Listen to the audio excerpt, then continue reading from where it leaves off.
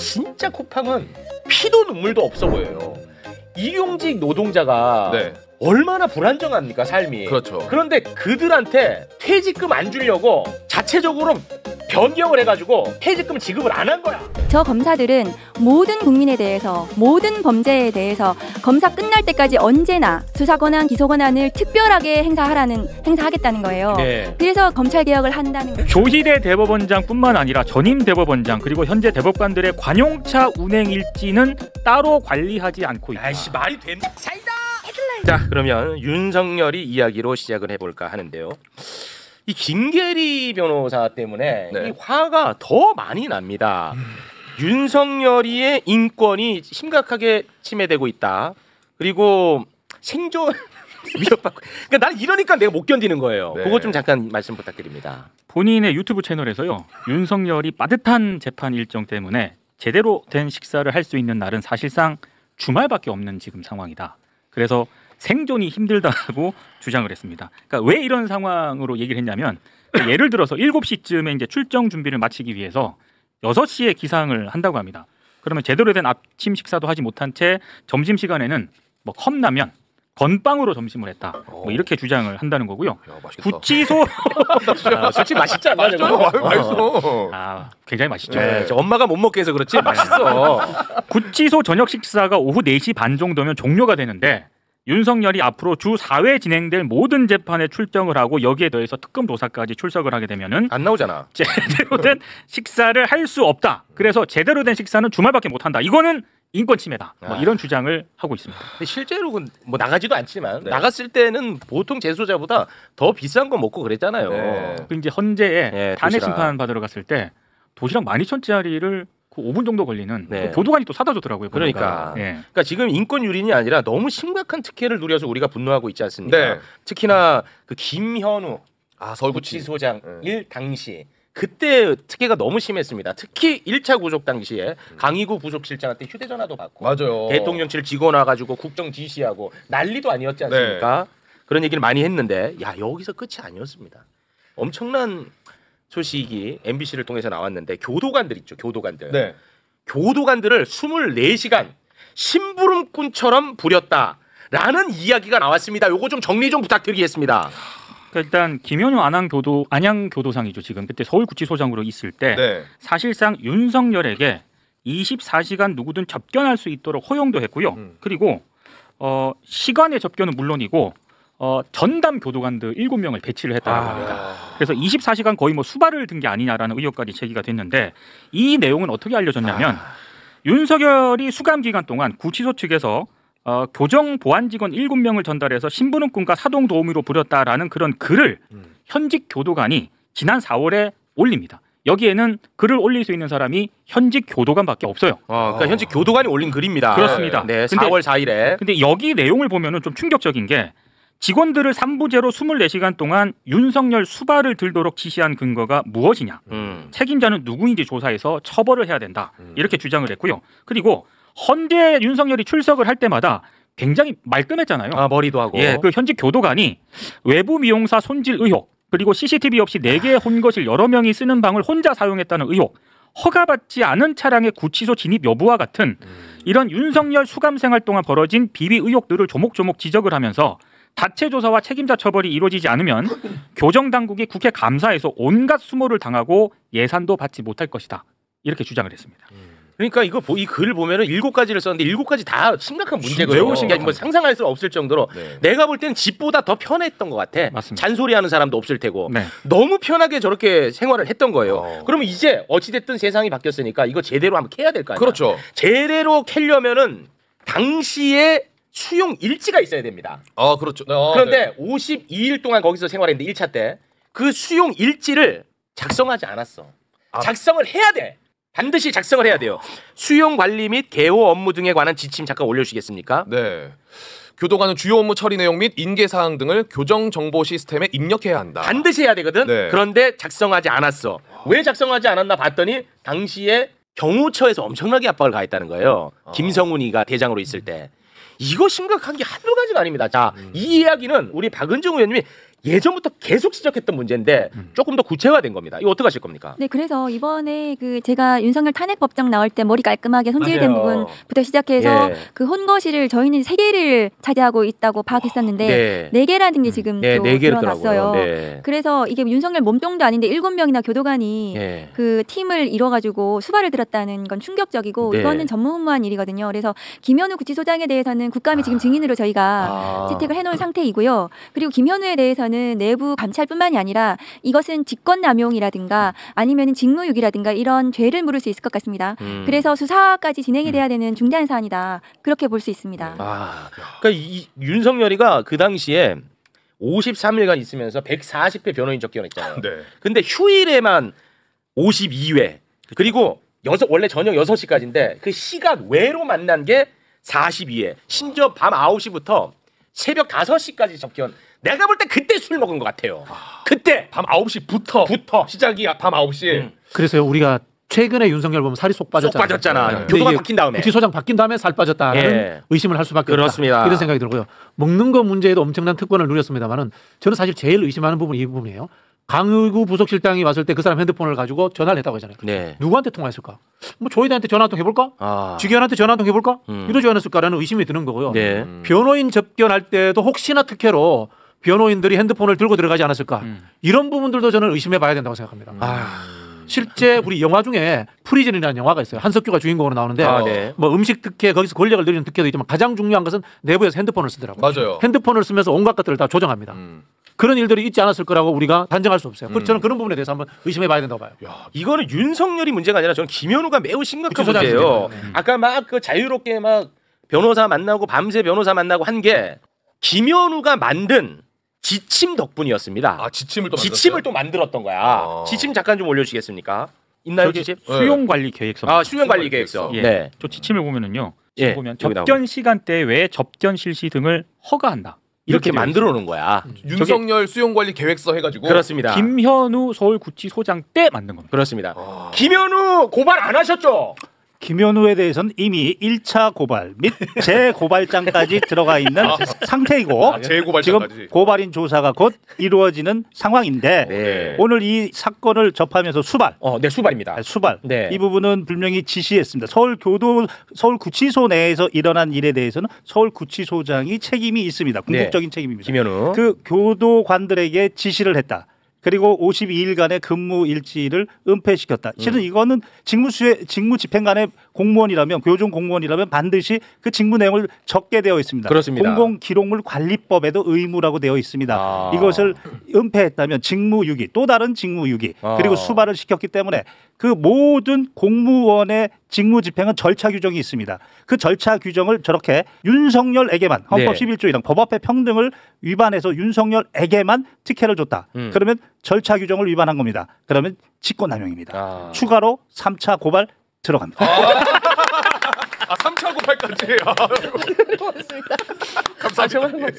아마 이제 이 김현우 구치소장이 살던 제가 살던 이제 둘 중 하나는 이제 끝장을 봐야 될 것 같습니다. 이제 끝장을 봐야 될 때가 왔군요. 그런 사람이 늘어나고 있습니다. 그러니까. 그리고 윤석열 그 밥만 먹어가지고 인권 침해라고 얘기하는데 윤석열 옛날에 변호사하다가 짜장면 냄새 맡고 그거 좋아가지고 검사 다시 했다는 거거든요. 원래 면 좋아해요. 그리고 컵라면 뭐 먹는 거 좋아할 겁니다. 근데 본인이 밥을 제때 먹고 싶으면 출정에 나가면 돼요. 법정에 나가거나 검찰에 조사를 받으러 가면 딱딱 시간 맞춰가지고 밥을 먹을 수 있습니다. 그렇습니다. 본인이 뭐 제대로 똑바로 그 이랬다 저랬다 하니까 식사 시간이 저렇게 흔들린 겁니다. 참 진짜 우리가 막 죽기 살기로 싸우는 동안에 구치소 안에서는 무법 천재였던 거예요. 그때도 그러니까. 윤석열이는 왕이었고 얼마나 우스웠을까 우리가. 4개 홍거실을 혼자 쓰면서 마음대로 돌아다녔다는 거에 대한 거. CCTV도 없었고. 그러니까. 그러면 문을 열어놓고 그냥 뭐 자기 마음대로 했다는 것처럼 보여요. 그러니까요. 이 게시글이 사실이라면. 4개 하나는 횟집으로 만들고 하나는 뭐 이렇게 쓴 거고. 진짜 너무 고통. 그 출소할 때는 심지어 완전히 그 봉쇄 구간에 모 국회의원이 그냥 들어왔다는 거야. 그렇죠. 자기 집처럼. 출석 날에. 그게 너무 깜짝 놀랐다는 거야 본인이. 이게 진짜 무법천재. 그러니까요. 근데 저 수용관리계획서가 법무부가 지난 8월에 서울구치소장 교체한 뒤에 삭제가 됐거든요. 네. 8월입니다. 근데 윤석열이 다시 구속이 된 게 7월이거든요. 네. 그러니까 8월에 서울구치소장 교체할 때까지 한 달 동안 윤석열이 다시 들어가고 나서도 한 달 동안은 저거 그대로 유지가 됐다는 거예요. 그렇습니다. 그래서요 7월 며칠에 그러니까 구치소장 바뀌기 마지막 모습이 네. 드러난 게 있었어요. 네. 그때만 해도 원래 윤석열을 우리가 아는 모습 그렇죠. 그대로였어. 근데 그 교체되고 우리가 봤을 때 완전히 바뀌어 있었다니까 그렇죠. 사람이. 지금 모습. 에 여기 있네 그렇지. 이거 내가 찾던 글이 여기 있네. 네. 그래서 일부에서 이제 핑계대는 게 탄핵이 헌재에서 인용됐을 때와를 기점으로 삼았다. 이렇게 이야기하는 쪽도 있는데 그게 아니라는 거죠. 그게 아니에요. 구치소장에 누구냐라는 것에 대해서 좌우됐다는 거죠. 그걸로 좌우된 거예요. 네. 다시 한번 사진 좀 부탁드리겠습니다. 이 사진은 우리 김경호 변호사님께 저희가 액자로에 넣어서 드리도록 하겠습니다. 네. 흡족해 하십니다. 흡족해 하십니다. 고맙습니다. 지금 뭐 자극 많이 받으시는 것 같네요. 고맙습니다. 벌써 게이지 올라왔습니다. 올라왔어요. 이러면 어미줄까지 금방 가겠다. 자, 김현우는 일단은 진짜 심각합니다. 이거는 그냥 하는 말이 아니고. 자, 그리고 아주 짧게 한덕수 다루도록 하겠습니다. 근데 한덕수가 사실 그 죄의 무게로 보면 굉장히 무겁거든. 그럼요. 근데 지금 흥행에서 많이 밀립니다. 그거 참 희한해. 이게 워낙 많으니까 지금 약간 좀 소외받고 있는 것 같은데요. 그럴수록 주목해야 돼요. 주목해야 돼. 네. 한덕수는 어제 내란 방조 혐의로 첫 재판을 받았는데 이 혐의는 굉장히 무거워. 국무총리 가장 책임이 막중하거든. 국무총리로서 내란을 방조한 혐의인데 제가 볼 때는 적극적으로 도운 것 같아요. 주요 인물로. 네, 저는 그렇게 봅니다. 그리고 사후에 계엄 선포문 서명하고 삭제한 혐의. 그리고 헌재하고 국회에 나와서 거짓말, 위증한 혐의. 네. 이렇게 이제 크게 볼 수가 있는데 어제 재판에 나와서 위증에 대해서만 인정하고 나머지 혐의에 대해서는 전면 부인했습니다. 특히나 계엄이 위헌인지 아닌지에 대해서도 아직도 말도 제대로 못해. 아직도 그냥 그럼 당연히 위헌이죠. 할 수 있잖아. 그렇죠. 그조차도 말하지 않습니다. 아직도 이 미꾸라지. 함께 보시죠. 직업이 어떻게 됩니까? 무직입니다. 피고인에게 여쭤보겠습니다. 피고인은 12.3 비상계엄과 관련해서 그 계엄 행위가 위헌이라고 생각하십니까? 아니면 합헌이라고 생각하십니까? 네, 곤란하시면 답변 안 하셔도 됩니다. 네, 그 부분에 대해서는 그 변호사님을 통해서 말씀을 드리도록 하겠습니다. 계엄이라는 것은 국가를 발전시키기 위한 그러한 차원에서 봤을 때에는 그렇게 받아들이기 어려운 그러한 상황이다. 그렇게 말씀드리겠습니다. 변호사님으로 하여금 모든 것을 하도록 하고 저는 뭐 특별한 의견 제시는 하지 않는 것으로 하겠습니다. 네, 알겠습니다. 속삭여. 진짜 너무 멋없다. 너무 그러니까요. 멋없어. 일생을 대한민국 관료로 산 사람의 민낯입니다. 어떻게 보셨습니까? 보통 이제 관료들이 이렇게 사는 사람들이 많은 것 같아요. 근데 그러면은 책임지는 자리까지 안 올라가야죠. 맞습니다. 자신이 없으면, 용기가 네. 없으면. 아까 구치소장 이야기도 마찬가지입니다. 경호처에서 압박이 와서 내가 그럴 수밖에 없었다. 그러면 구치소장이라는 본인이 외풍을 막아줄 수 있는 바람막이가 할 수 있는 위치까지 안 올라가야 되는 거예요. 맞습니다. 이 사람도 마찬가지인 게요. 네. 우리 쉽게 예를 들어 볼게요. 건물에 방화 책임자가 있습니다. 보통 방화 책임자 정부 이렇게 붙어 있습니다. 불났을 때 누가 대비했느냐 하는 부분인데요. 그러면 실제로 이 국무회의의 정은 누구냐? 대통령이고 부는 국무총리예요. 맞습니다. 부서권도 갖고 있고요. 네. 당연히 공동으로 결정권을 갖고 있는 겁니다. 그렇습니다. 그럼 본인이 책임을 져야 되는 거예요. 네. 근데 책임지겠다는 태도도 없는 거고. 없어요. 사실은 이렇게 이야기하지. 윤석열이 잘못했고 내가 그 못 막아서 죄송하다. 그렇기 때문에 나는 그 국무총리로서 법적인 책임을 져야 된다. 네. 이게 국민들에게 따뜻하게 먼저 사과하고 들어가는 방식이잖아요. 그렇습니다. 근데 지금 앞뒤가 안 맞게 계속 요리조리 이제 빠져나가려고 하는 것 아닙니까? 네. 근데 못 막아서 미안하다는 저는 아니라고 봅니다. 매우 열심히 도왔던 걸로 보입니다. 열심히 도왔죠. 예. 저렇게 대놓고 내란 그 진상조사 과정에서도 거짓말을 밥 먹듯이 위증을 했는데도 구속이 안 돼 있다는 구속이 것도 안 됐다는 게 놀라워요. 핵심이야. 네. 구속 안 된 거. 본인도 인정을 한 거고 아. 위증에 대해서는. 그러니까 저자가 구속이 안 된 것도 사법 개혁의 근거가 되는 거예요. 네. 예. 좀 올라옵니까?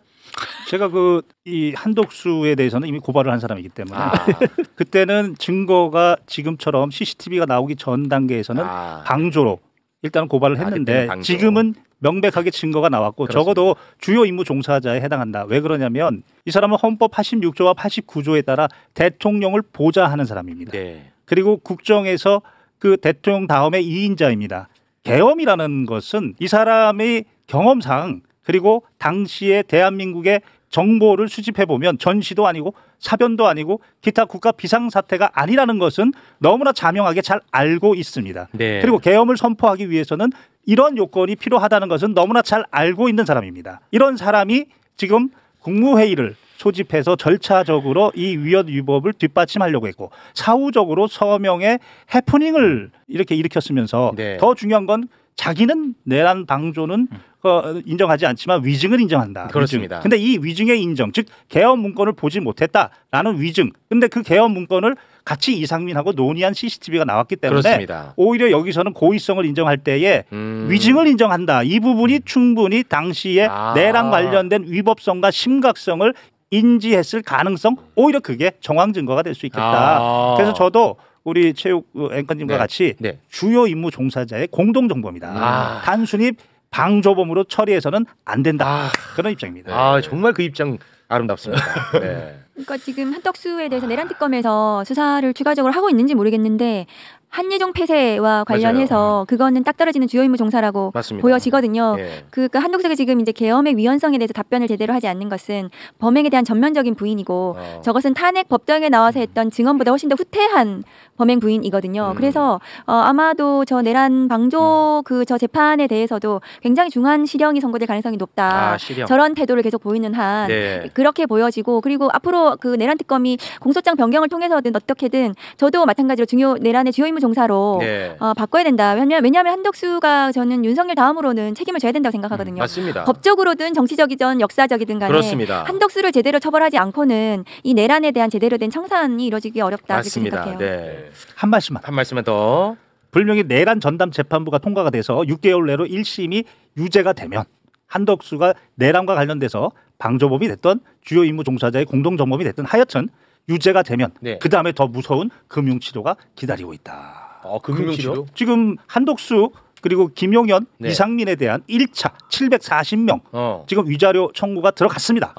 진행 중입니다. 그래요? 그런데 유죄가 나오면 전 국민이 다 피해자이기 때문에 그 다음부터는 모이는 숫자에 따라서 금융치료를 받아야 됩니다. 그게 더 무서울 겁니다. 한덕수가 돈을 워낙 좋아하시니까 한덕수 핵심을 찔렀네. 핵심 찔러요 이분은. 10만이 모이면 100억입니다. 와, 대단하십니다. 진짜 언제 주무시는가 싶어요. 미리 씨앗을 뿌려놨습니다. 대단하십니다. 가을에 추수하기 위해서. 추수합니다. 네. 저도 하고 싶다고 말씀드렸더니 3만 원 내라고 하시더라고요. 그 법 앞에 평등입니다. 법 앞에 평등입니다. 개인적 친소로 그건 친소 관계 중요하지 않습니다. 고맙습니다. 자, 그러면 매우 심각한 어미준 검사 이야기를 잠깐 해보겠습니다. 검찰 개혁은 민생입니다. 이 건에서 딱 드러나는 거야. 검찰 개혁이 무슨 달나라 이야기가 아니고 나랑 무슨 관계야가 아니고 검찰 개혁은 민생이다. 거기에 똑 떨어지는 사건입니다. 쿠팡 일용직 노동자 퇴직금 미지급 사건. 이 사건을 들여다보면 진짜 쿠팡은 피도 눈물도 없어 보여요.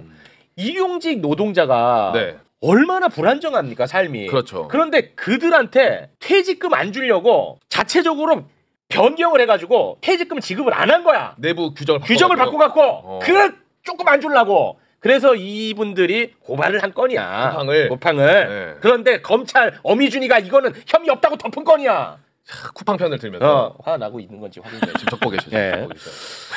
고용노동청은 기소 의견으로 검찰에 사건을 넘겼습니다. 사건 담당 부장 검사도 이거는 당연히 기소를 해야 된다고 판단을 했습니다. 그런데 부천지청 어미준이가 불기소 처분을 했습니다. 여기에 대해서 그 A 부장 검사는 지난 5월에 어미준이 얘 진짜 문제가 심각합니다. 얘 좀 처벌해 주세요라고 대검에 진정서를 제출했습니다. 이거 초유의 사태가 발생한 거죠. 그런데 어미준이가 국회에 나와가지고 국민 앞에서 또 거짓말을 합니다. 대놓고 국회의원이 물어봅니다. 어미준이 너 왜 부장검사를 패싱하고 주인검사에게 왜 무혐의 지시를 내렸냐 라고 물어봅니다. 그랬더니 어미준이가 뭔 소리냐, 나 패싱한 거 아니다. 이 사건을 가장 잘하는 검사가 주인검사라서 주인검사한테 의견만 물었다 라고 했는데 그냥 똑 떨어지는 반박 증거가 나왔죠. 요거 딱 나와버렸잖아요. 이거 다시 한번 소개 부탁드립니다. 자, 주인검사가 그 부장검사한테 이렇게 메신저를 보냅니다. 부장님 땡땡땡 검사입니다. 금요일에 청장님께서 어미준이 직접 부르셔서 청장실에 다녀왔었습니다. 청장님께서는 그 방 사건이 어려운 게 많은데 고생이라고 하시면서 검토 방향을 알려주셨는데 공직자 이해충돌법 위반 사건은 구약식 얘기하는데 쿠팡 무혐의 딱 떨어지죠. 딱딱딱 이렇게 아예 그냥 결론을 내버렸죠. 그렇습니다. 그러니까 국회에 나와서도 거짓말한 것으로 보입니다. 물어본 게 아니라 검토 방향을 알려줬다. 아예 그냥 지침을 내려버린 것처럼 보이죠. 자, 그런데 어미준의 문제 어제 JTBC를 통해서 더 구체화됐습니다. 이거 진짜 심각합니다. 2023년 쿠팡은요 일용직 노동자들이 퇴직금을 받아가지 못하게 취업 규칙을 바꿉니다. 이 때문에 퇴직금을 받지 못한 일용직 노동자가 쿠팡을 고발한 건이거든요. 2024년 9월에 고용노동청이 쿠팡을 압수수색을 해서 쿠팡 내부 지침서를 확보를 했어요. 네. 이 굉장히 중요한 증거거든요. 일단 내부 지침서 소개 부탁드립니다. 자, 일용직들에게 퇴직금과 근로기간 단절에 대해 별도로 커뮤니케이션 하지 말고 이의 제기할 때만 개별 대응하라. 커뮤니케이션 하지 말아라. 그렇지. 그러니까 알려주지 마라. 우리 취업 규칙 변경된 거 얘네들한테 알려주지 말아라잖아. 모르게. 그럼 이렇게 되면 대법 판례상 이 자체가 무효가 돼요. 대법 판례 소개 부탁드립니다. 대법원 판례는 이렇게 되어 있습니다. 노동자에게 불리하게 취업 규칙을 바꿔놓고 적절히 설명하고 의견을 듣지 않으면 그 취업 규칙은 무효다. 대법 판례가 있었던 거야. 그럼 저 내부 지침서는 확실한 증거가 되네. 그러니까 핵심 증거야. 이 내부 지침서가 핵심 증거란 말이야. 그래서 1월에 노동청이 이게 워낙 핵심 증거니까 이 핵심 증거를 근거로 해서 기소 의견으로 검찰에 송치를 했던 거야. 여기까지 됐죠. 네. 문제될 게 없어요. 그런데 3월 부산지청은 전부 혐의 없음으로 결론을 낸 1차 수사 보고서를 대검에 보내는데 그때 이 핵심 증거를 쏙 빼버립니다. 부천지청에서 이 핵심 증거를 빼버려. 핵심 증거를. 이게 핵심이야. 근데 이거를 빼고 대검에. 그래서 어미준이 너 이거 왜 뺐냐 물어봤어요. 네. 그럼 어미준이가 최소한 사람이면 부끄러워하거나 그래도 좀 괜찮은 사람이면 미안해야 되잖아. 뻔뻔합니다. 어미준이 뭐라고 합니까? 담당 검사가 먼저 무혐의 의견을 냈다. 취업 규칙 관련 내용은 부장검사 개인 의견서로 대검에 보냈으니 누락된 건 아닙니다. 와, 이렇게 얘기를 한다고? 네. 야, 잠깐만. 부장검사가 보냈으니까 누락된. 그러니까 너네 차원에서는 누락시킨 거 맞잖아. 핵심 증거인데. 화가 너무 나는데 나는. 손바닥으로 하늘을 그렇죠. 가리고 있다. 이 사안에서는 세 가지 정도 쟁점을 좀 뽑아보면 먼저 보안수사라는 이름으로 이런 짓거리를 냈다. 검사는 한동안 또는 그 이상 보안수사권은 입에 거론해서는 안 되겠다. 교보제다. 이런 생각이 들고 두 번째는 바로 검사 동일체의 원칙. 검찰청법 7조의 2 수셔넣었던 원래 행정공무원은 위임의 법리입니다. 그게 무슨 말이냐면 정부조직법 6조와 행정권한의 위임 위탁에 관한 규정 그 8조를 보면 내 권한 말단 공무원이지만 나에게 권한이 주어지면 내 이름과 내 책임으로 그 권한을 행사하는 것이고 7조는 상급자는 사전 지시 금지입니다. 이게 일반 공무원들이 하는 업무 조직 문화입니다. 다만 6조에 사후적으로 지휘 감독할 수 있습니다. 그런데 검찰은 검찰청법 7조 2에다가 쑤셔넣어가지고 검사 동일체의 원칙 따라서 상급자가 언제든지 그 업무를 자기 마음에 안 들면 이전시킬 수도 있고 또 옆에 검사한테 승계시킬 수 있는 이런 문화를 가지고 있기 때문에 이러한 짓거리를 했다. 그래서 중수청이 가든 공소청이 가든 행정공무원들이기 때문에 행정위임의 법리를 반드시 거기에 규정을 해야 한다라는 그런 쟁점이 나오는 거고 끝으로 증거를 가지고 장난을 친다. 특히 무죄줄 결심이면 증거를 빼버린다. 그거 정말 나쁜 짓이야. 이게 바로 증거 조작 법 왜곡죄에서 가장 중요한 법 왜곡죄. 포인트이기 때문에 법 왜곡죄 정말로 통과돼야 된다. 수사기관에 종사하는 자, 수사, 기소, 재판까지, 판사까지 모두 관여되는 자는 법 왜곡죄 신설해서 강하게 처벌해야 된다. 이런 생각을 해봤습니다. 그 생각 동의합니다. 어미준 지청장 말이 잘못된 게 뭐냐 하면 그 주임 검사가 무혐의였기 때문에 무혐의 처분한 거다 이렇게 얘기했는데 본인이 주임 검사가 그 사건 배당받은 지 얼마 되지도 않아서 무혐의 지시를 했잖아요. 근데 주임 검사한테 지금 책임을 미루는 굉장히 무책임한 모습이라는 거고 지금 차장 검사가 지금 부장 검사한테 했던 말을 들어보니까 그거 잠깐 그럼 소개를 해드리겠습니다. 부장 검사가 얼마나 힘들었는지 부장 위에가 차장입니다. 요거는 이제 일반 사회랑은 좀 다르죠. 부장 위에 차장인데 차장 검사하고 이 힘들었던 부장검사하고 나눈 메신저가 이번에 또 JTBC를 통해서 공개가 됐는데 그거 좀 소개를 부탁드립니다. 일단 이 부장검사가 스트레스를 굉장히 좀 많이 받았나 봐요. 그래서 계속적으로 자기 의견을 피력을 합니다. 그러니까 김동희 당시 차장검사가 이 부장검사에게 뭐라고 얘기를 하느냐 메신저로 어미준 청장님께서 취업규칙 무효 여부 판단할 필요 없다고 하신다. 괜한 분란 소지 민사재판 다르게 판단할 가능성이 있다. 한마디로 좀 조용히 있어라. 이런 취지의 어떤 그런 메시지. 그러고 나서도 부장검사가 나 정말 잠도 못 잡니다. 제발 한 번만 좀 이야기 나눕시다 하고 이렇게 하면 안 된다. 이게 충심으로 내가 말씀드려. 근데 아예 대꾸도 안 한 거야. 그리고 나서 또 메신저에서 말을 나눕니다. 그렇죠. 여전히 핵심 증거가 좀 누락이 된 것 같다라고 얘기를 하니까 자, 그 김동희 차장검사가 논리도 안 맞고 억지 부리는 것 같다. 역시 조용히 해라. 그러니까 당신이 지금 억지 부리는 네, 부장검사 너 왜 이렇게 억지 부리냐 이놈아. 저기서 핵심은 괜한 분란의 소지. 저게 핵심이에요. 이게 핵심이야. 그 위에서 밑에 검사들한테 조용히 시킬 때 분란 만들지 마 이렇게 하거든요. 그러니까 저 부장검사가 사실은 부장검사쯤 되면은 검찰의 간부급이고 저런 행동을 하지 않아요. 근데 정말로 너무 억울했던 거예요. 그래서 저렇게 그 누락된 증거를 대검에 스스로 개별적으로 보내잖아요. 저런 일도 있을 수가 없습니다. 굉장히 이례적인 거예요. 그래서 이거는 기소가 맞는데 검찰이 사건을 좀 물렁거리더니 무혐의를 해버린 거예요. 그래서 김경호 변호사님 말씀하신 대로 검찰이 과연 사건을 가지고 제대로 된 처분을 할 수 있는가 이 물음이 있는 거고 그래서 이 쿠팡 무혐의 부분은 그냥 뭐 단순한 뭐 노동 사건이 하나가 아니라 검찰 수사권 전반을 들여다봐야 되는 중요한 사건이고 그렇습니다. 지청장이 국회에 나와서 위증을 한 의혹이 있는 거고 그래서 그렇습니다. 이번 국감에서 저희가 저 검사들을 전부 다 증인으로 신청을 또 해놨습니다. 자 여러분 여기서 진짜 분노할 만한 이야기가 나옵니다. 또 있어요? 이거는 아마 여러분도 여기서 폭발할 겁니다. 자, 저 부장검사가 얼마나 힘들었는지 우리가 볼 수 있었죠. 네네네. 그러니까 참다 안 돼서 제발 이 어미준을 좀 처벌해달라고 대검에 진정서를 냈잖아. 그런데 진짜 열받는다. 대검이 받았을 거 아니에요. 받았잖아. 어미준을 감사하는 게 아니라 이 부장검사를 족칩니다. 지금 현재? 그렇습니다. 대검이 이 부장검사를 불러다가 야, 너 왜 위에다가 얘기하지 않고 너 부장 전결로 영장 청구를 했느냐. 그 수사 과정에서. 그리고 지청장 승인 받지 않고 대검찰청에 쿠팡 수사에 대한 의견서를 왜 너가 냈어? 이놈은 아주 그냥 나쁜 놈이야. 라고 부장검사를 족치고 있습니다. 조직의 파괴자다. 이렇게 규정을 했네요.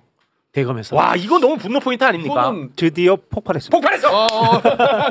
됐다. 이 부장검사는 우리 박정훈 대령의 사건의 본질과 크게 다르지 않아 보입니다. 특히 여기서 포인트는 대법원의 판결. 이 민생이라는 단어를 쓰지만 헌법은 헌법 10조에서 모든 국가기관은 국민의 기본권을 최대한 보장하는 데 기속되어 있습니다. 따라서 이 부장검사가 헌법 정신에 부합하는 겁니다. 그리고 대법원 판결도 업무를 처리함에 있어서 논란의 여지, 다른 의견이 있는 게 아니고 따라야 될 절차가 명확합니다. 그럼에도 불구하고 이 헌법 정신과 대법원의 판결을 따르려는 이 사람을 집단적으로 지금 탈탈 털어서 처벌하려고 한다. 박정훈 대령과 처지가 비슷해 보입니다. 따라서 어미준이를 이 핵심 증거, 내부 지침서를 누락시키겠다, 은폐하겠다. 허위 공문서 작성도 문제가 될 수 있고 더 중요한 건 직권남용도 문제가 될 수 있고 그래서 직권남용을 본죄로 허위 공문서 작성죄를 부수적인 관련 범죄로 해서 공수처에 고발 들어갑니다. 공수처에 고발 들어갑니다. 공수처가 알아서 하겠죠. 정말 고맙습니다. 저는 좀 다른 접근의 의심도 해보는데요. 왜 어미준은 이렇게 무리수를 둬가면서 본인의 이제 직속 부하가 본인을 대검에 신고하는 이런 상황까지 만들어가면서 쿠팡을 케어했을까? 쿠팡하고 대통령실하고 인적 교류가 많았잖아요. 그렇죠. 그런 의심을 해보는데요. 의심 아닙니다. 그거 굉장히 많았습니다. 여러분들 저기 검색 엔진에다가 포털에다가 쿠팡에서 정치계, 정관계에서 누가 많이 갔는가 이거 한번 검색해 보세요. 우리 그때 한번 잠깐 자료 준비한 거 있었는데 예전에. 그런 게 아마 기사들이 많이 나올 거예요. 실제로 이거 아닙니까? 이제 취업 규칙을 아무리 회사가 마음대로 작성을 하더라도 이게 노동법 하위에 존재하는 거지 않습니까? 노동법을 어긴 거잖아요. 그런 상황들인데 사실 이 쿠팡이 플랫폼 물류 이렇게 유통 이런 걸 하면서 또 외주 하청 그다음에 소비자들과의 갈등 관계가 굉장히 많습니다. 그러다 보니까 국회나 정부 쪽에서 보면은 쿠팡에서 대관 이른바 정부기관 권력기관들을 대상으로 하는 로비하는 직원들이 상당히 많아요.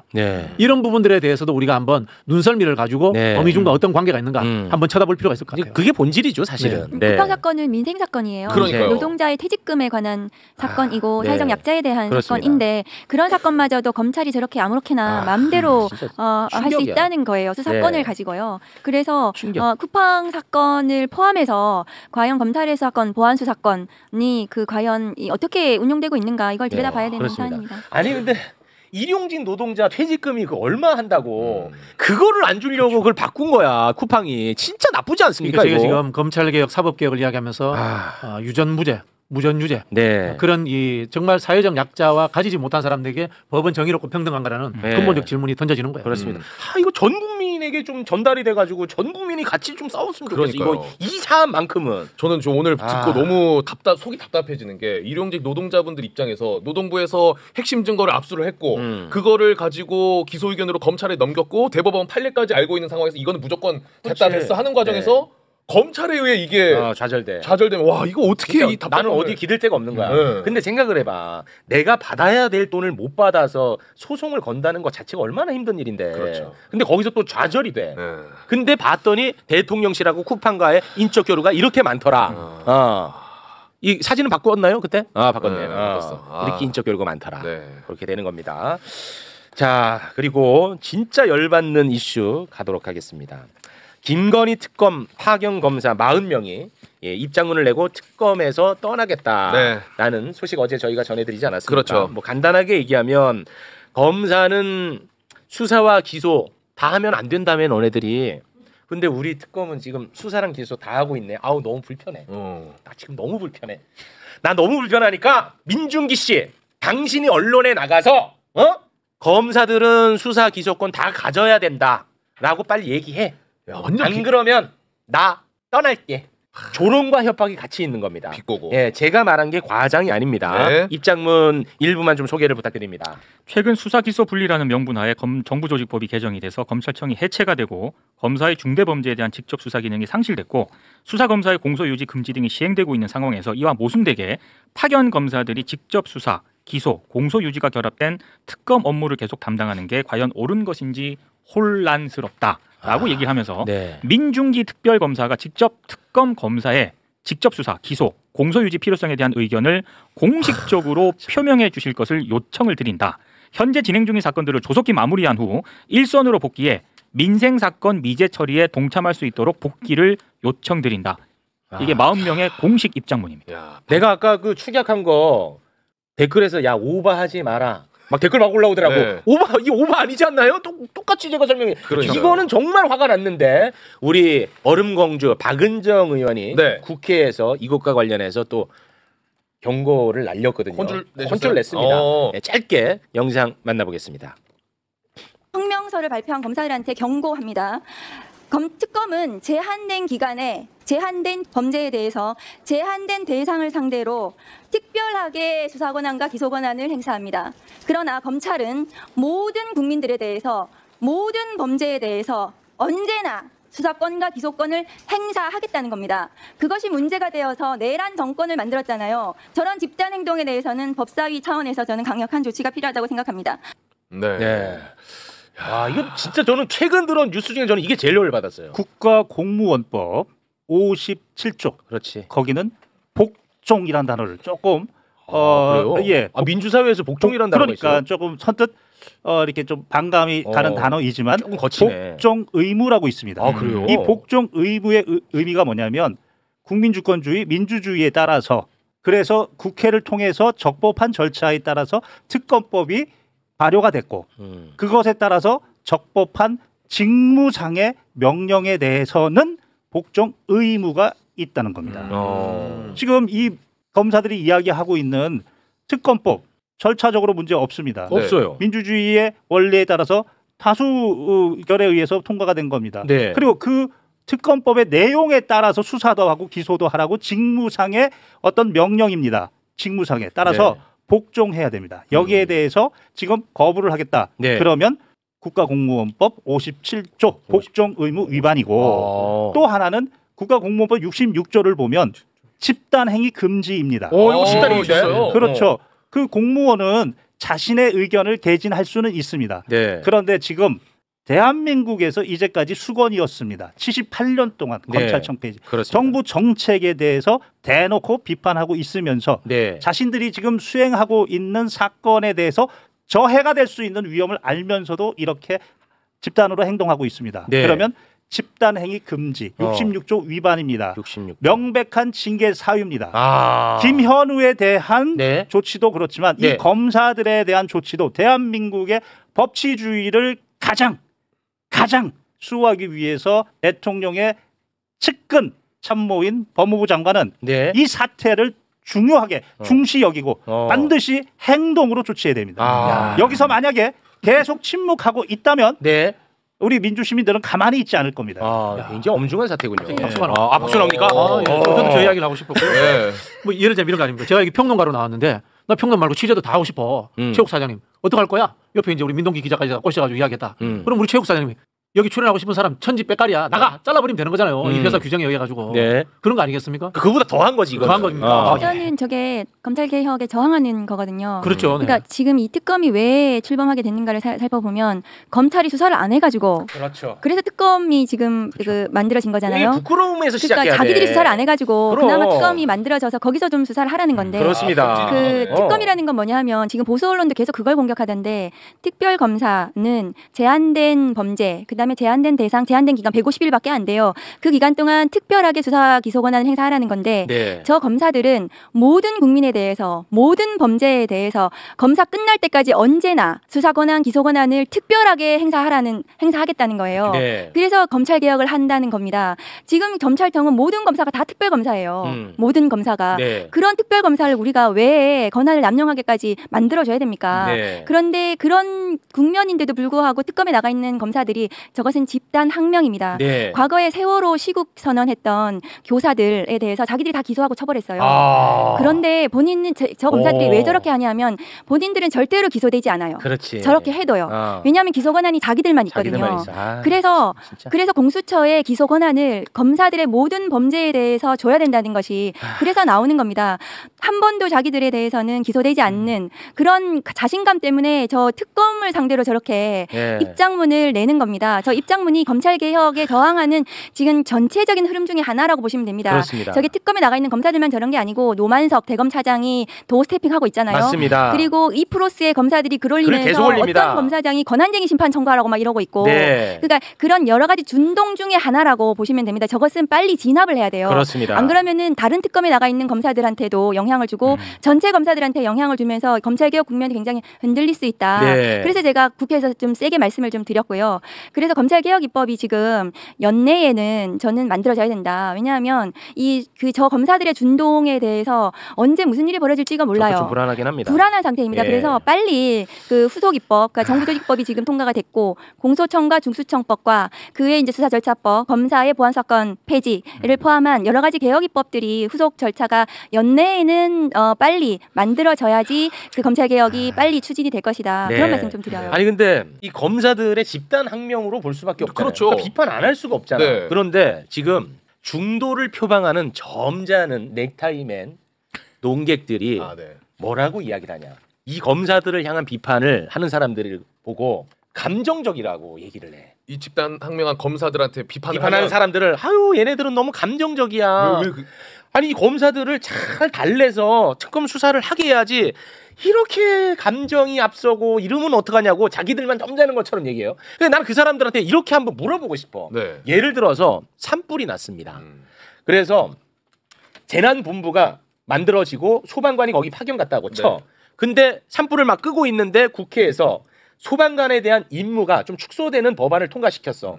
그랬다고 소방관이 아우 나 이제 들어가 나는 원대 복귀할게 해. 그럼 난리 나지 않겠습니까? 저놈들 저거 아주 무책임하다고.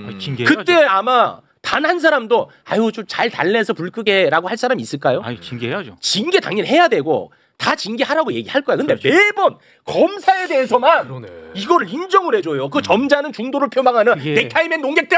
그게 그 대한민국의 기회주의의 역사입니다. 일제 강점기 때 윤봉길 의사가 일본 제국주의에다가 폭탄 던지니까 그 왜 감정적으로 폭탄 던져 말로 설득하지. 그렇지. 그런 이야기하고요. 민주화 운동할 때 저희가 짱돌 던지니까 그 이야기하는 겁니다. 왜 돌 던져 말로 하면 알아듣는데 말로 하면 알아듣는 인간들이 총칼 들고 쿠데타 합니까? 그렇지. 말도 안 되는 이야기예요. 이 사람들이 중립 중도라는 것을 이해를 못하는데 중립 중도라는 거 하는 것은 핵심을 가지고 제대로 꿰뚫어보고 모든 것들을 다 포괄한다는 뜻이지 양비론적으로 양쪽 다 틀렸다 이런 이야기 하는 게 아니에요. 농객이 아니에요 그거는.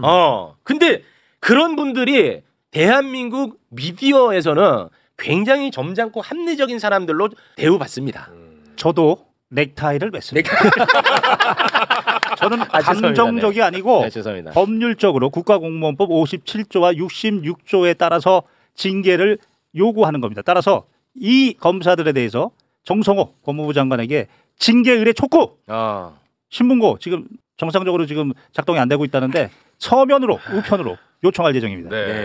감정적으로 말씀드리는 건 전혀 아니고 전혀 아니죠. 그 내부적으로 저런 검사들에 대해서는 절차에 따라서 그 문제에 대해서는 그러니까 문제에 대해서 해결해야 되는 거잖아요. 그러니까 이 검찰 개혁과 관련해서는 검사들이 이 정부와 입법부에서 추진하고 있는 것에 대해서 제대로 수행을 해야 되는 겁니다. 뭐 검사만이 수사권을 가지고 검사만이 모든 권한을 다 가지고 있는데 우리만이 잘할 수 있어라는 그런 오만한 태도를 이제는 버려야 됩니다. 그렇지. 네. 아니 검사가 뭔데 달래서 써야 되는 거야? 그러니까 검사한테만 그렇게 얘기한다니까. 네. 대한민국 그 어떠한 공무원한테도 그렇게 생각을 안 해요. 말도 하지 않고. 네. 아니 하다못해 민주적 정당성이 훨씬 높은 국회의원이 예를 들어서 뭐 국회 특권을 내려놓는 법안을 통과시킨다 해서 나 너무 기분 나빠 해서 국회 본회의에 참석 안 하고 상임위에 참석 안 하고 하면 아마 박살 낼 겁니다. 국회의원도 그렇죠. 네. 박살 내지 않겠습니까? 뭐 징계하자, 윤리 제소하자 이렇게 하겠죠. 난리 나겠죠. 국회의원한테는 그렇게 하면서 왜 일개 공무원인 검사한테는 왜 매번 달래야 되고 그러니까요. 눈치 봐야 되고 존중해야 된다고 얘기하는지를 모르겠어요. 저는 이러면은 제발 검사들 좀 악마하지 말래. 내가 언제 악마했어? 억울했다. 요건 좀 감정적이었네요. 네. 죄송합니다. 신뢰받는 언론인 네, 4위 사위. 최영씨입니다. 고맙습니다. 제가 보기에는 우리 법무부 장관께서 이번 국무회의 때 대통령께 특별한 메시지를 받았습니다. 네. 이제는 뭔가 자세가 네. 전환이 되기를 강력하게 촉구합니다. 네. 그분의 자세 여하에 따라서는 모두 진압이 가능합니다. 네. 알겠습니다. 그런 권한이 있습니다. 법무부 장관한테는.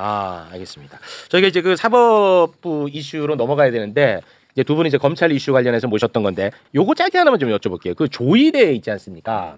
조의대 그 뭐 4인 회동설이 있을 때 이런 얘기를 했어요. 조의대가 관용차를 타고 움직일 테니까 관용차 그 일지를 좀 제출을 할 필요가 있지 않겠느냐. 그거는 조의대의 억울함도 풀어줄 수 있는 좋은 자료가 될 것이다라는 얘기를 했었거든요. 네. 조의대의 그 관용차 일지와 관련해서 뭐 이번에 새롭게 나온 조금 전에 나온 보도가 있던데요. 네. 민주당의 서영교 의원이 대법원에 운행일지를 좀 제출하라고 그런 것들을 요구를 했습니다. 네. 그런데 대법원에서 운행일지 대신에 차종, 배기량, 연식, 유류비 일단 쓸데없는 정보만 그거는 출근길 영상만 봐도 나도 알겠던데요? 그렇죠. 그러면서 대법원이 한 얘기가 뭐냐면 GV90 아니야? 아니 G90? 조희대 대법원장뿐만 아니라 전임 대법원장 그리고 현재 대법관들의 관용차 운행일지는 따로 관리하지 않고 있다. 아이씨 말이 됩니까? 선뜻 이해하기가 좀 어려운 입장입니다.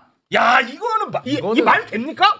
제가 군대에 있을 때 장군들이 관용차를 운행하면서 그 일지를 안 썼다. 네. 이번에 56사단장인가요? 그 사람도 관용차 일지에 대해서 문제 제기를 했었는데 네.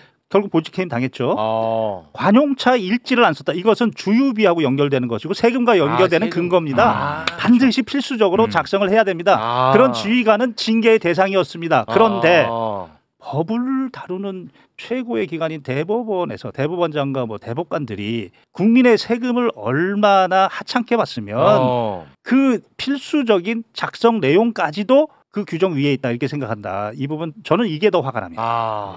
저는 징계를 의뢰해 보겠습니다. 이게 어떻게 될지 모르겠지만 오늘 누가 징계할지는 모르겠지만 일단은 징계를 의뢰하겠습니다. 아니 법령 준수 의무 위반.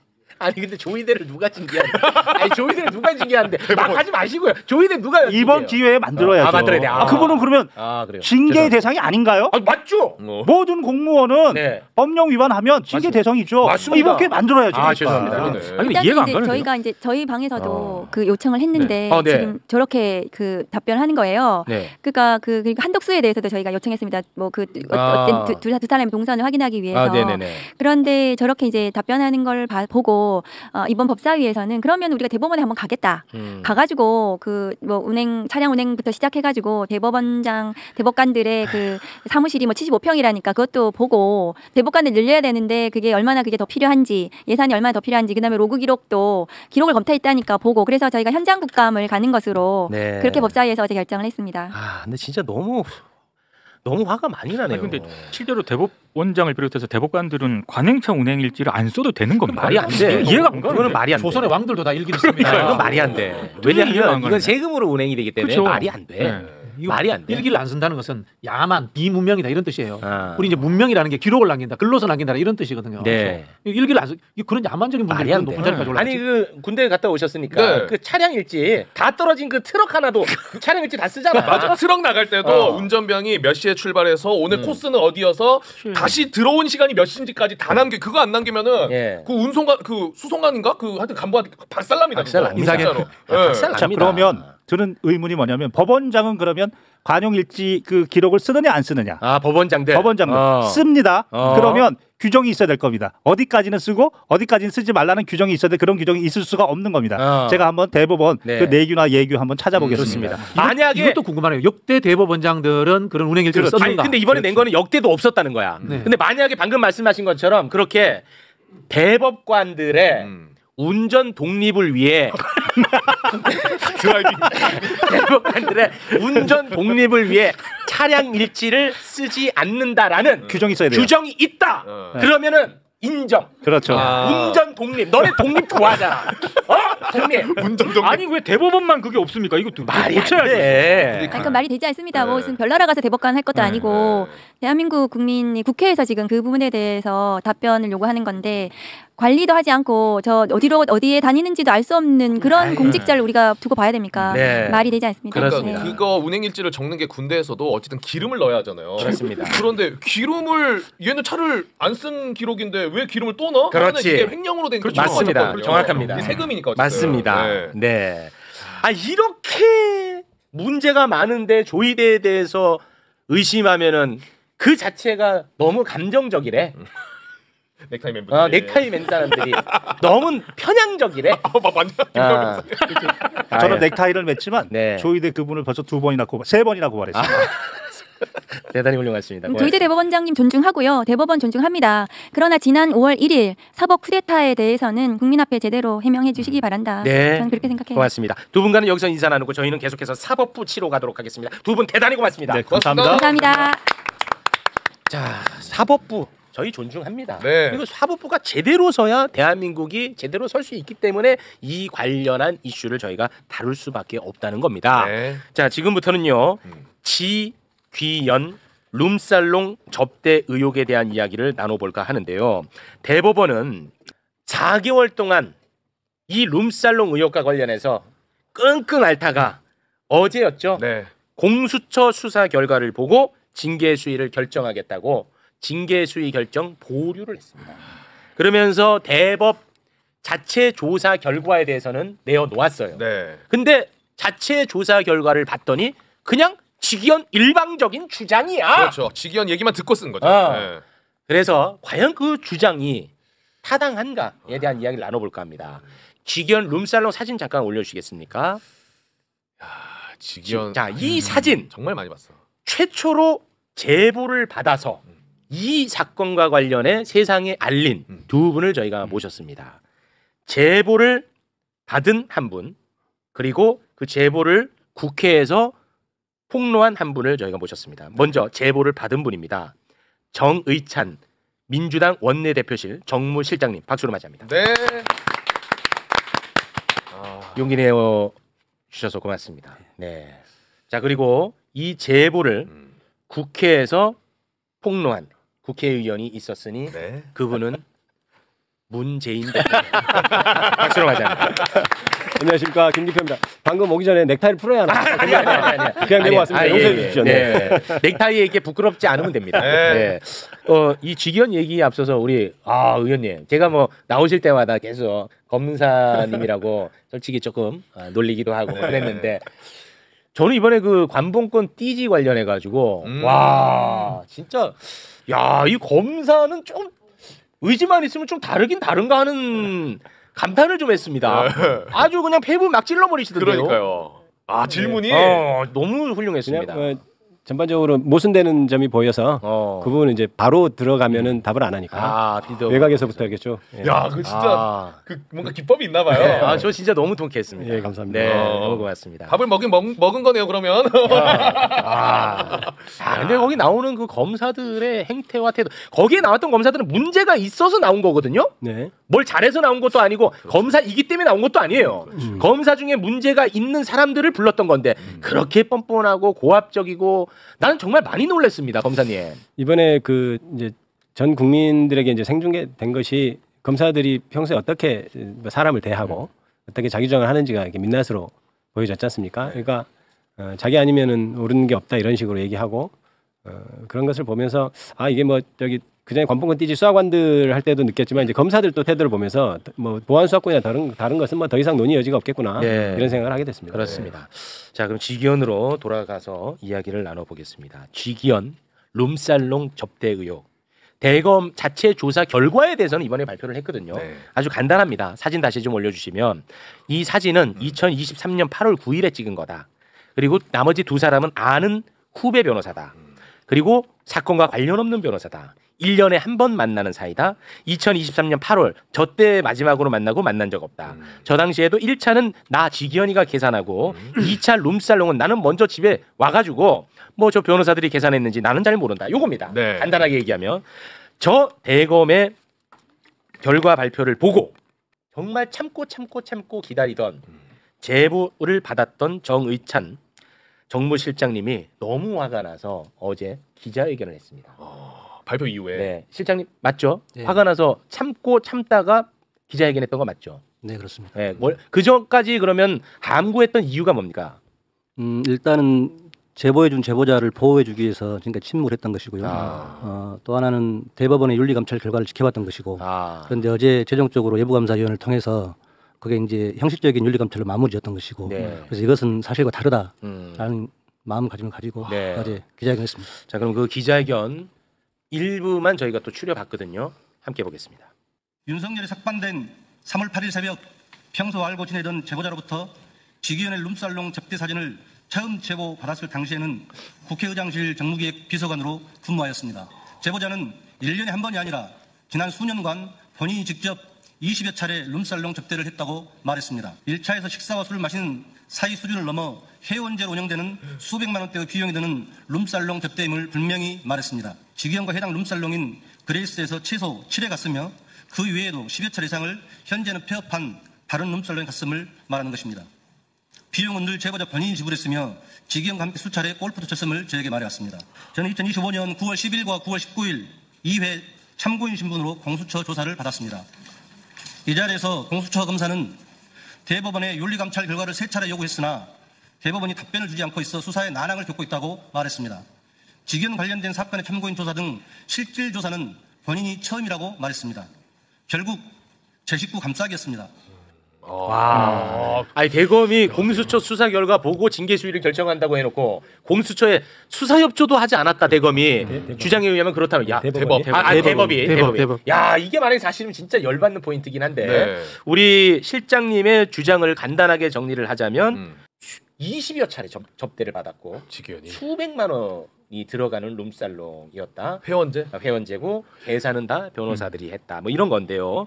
지금 현재 물증이 없습니다. 네. 그냥 주장만 존재하는 거예요. 그러다 보니까 이 제보의 신뢰성에 대해서 의심하거나 인정하지 않는 분들이 굉장히 많습니다. 솔직히 말씀드리면. 그래서 조심스럽게 저희도 이 건과 관련해서는 다루도록 하겠습니다. 일단 우리 실장님 어떤 경로를 통해서 제보를 받게 되셨는지요?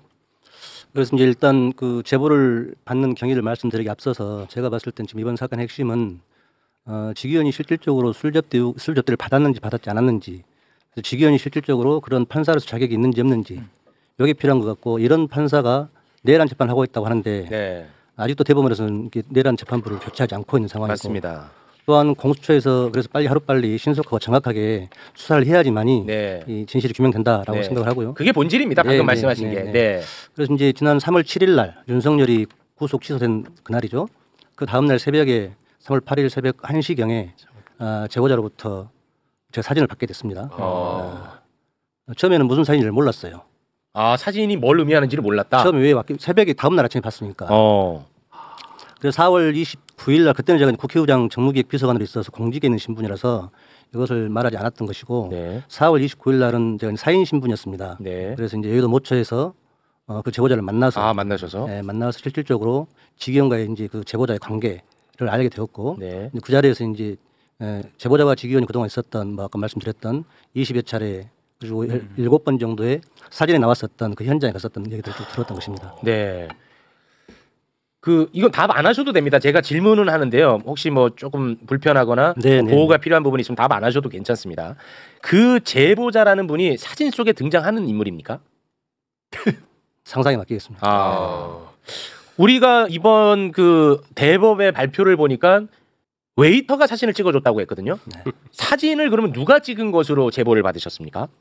사진을 찍는 사람은 제가 잘 모르겠고 네. 제보자가 저한테 사진을 보내온 것만 제가 알고 있기 때문에 아. 네네. 그래서 만나가지고 이제 그 술집에 대해서 룸사롱에 대해서 물어봤던 것이죠 제가 네. 제보자에게. 네. 그래서 그 술집이 룸사롱이 제가 이제 회원제가 아니고 예약제인데 표현을 잘못했던 것 같습니다. 아 예약제인데 네. 회원제라고 표현하셨습니다. 네. 요거는 이제 바로 잡습니다. 네. 요런 거 작은 거 아주 지엽적인 거 하나를 갖고 네. 이거 되치기 하거든요. 요거 조심해 주셔야 돼요. 그래서 예약제입니다. 예약제로 바꿉니다. 예약제. 예약제인데 그래서 예약을 하지 않으면 갈 수 없는 것이고 제가 알기로는 그 사장님이죠. 가게 사장님이죠. 그 사장님하고 알 수 있는 관계만이 가서 예약할 수 있는 것이고.